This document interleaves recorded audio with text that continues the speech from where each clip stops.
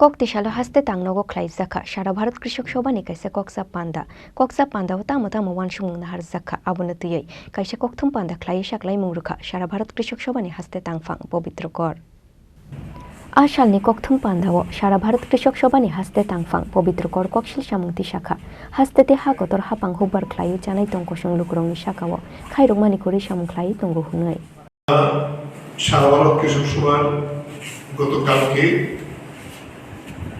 রাজ্য কার্যকরী কমিটির সভা হয়। এর পূর্বে এই মাসেরই 1 এবং 2 তারিখ তামিলনাড়ুর কাঞ্চিপুরম জেলায় আমাদের সর্বভারতীয় কার্যকরী কমিটির সভা অনুষ্ঠিত হয়েছিল। সেই সভার বিভিন্ন সিদ্ধান্ত এবং আমাদের রাজ্যের বর্তমান কৃষক এবং আমাদের যে সাংগঠনিক ব্যবস্থা সেই নিয়ে বিস্তৃত আলোচনা আমরা করি। তাতে যে বিষয়টি উঠে এসেছে,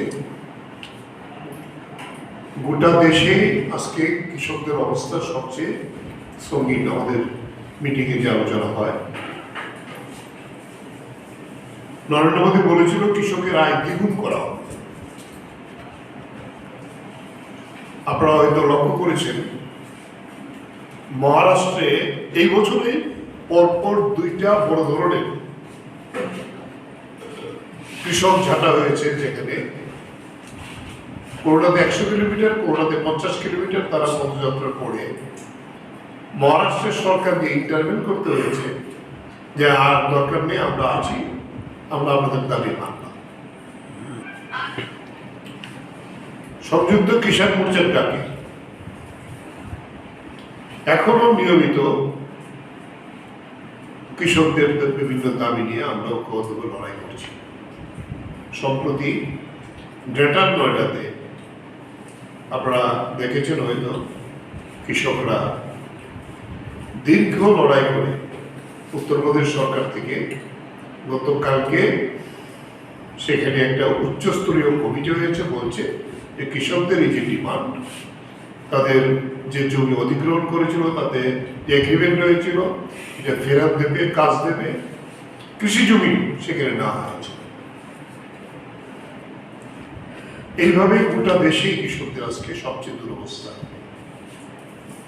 এই দুরবস্থার বিরুদ্ধে আমাদের কেন্দ্রীয় কমিটি সিদ্ধান্ত নিয়েছে গোটা দেশে কেন্দ্রীয়ভাবে যে দাবিগুলো উঠে এসেছে এবং প্রত্যেক রাজ্যের যে নিজস্ব সমস্যাগুলো নিয়ে দুর্বার কৃষক আন্দোলন গড়ে তোলার জন্য একদিকে আমাদের সংগঠন আমরা করবো, অপরদিকে সংযুক্ত কিষাণ মোর্চা যে মোর্চা আমরা করেছিলাম তারাও মানে দেশব্যাপী এই সংগ্রাম সংগঠিত করার সিদ্ধান্ত হয়েছে। সবচেয়ে করুণ অবস্থা রাবার চাষীদের, যে ব্যুরো রিপোর্ট চিনি খরাং।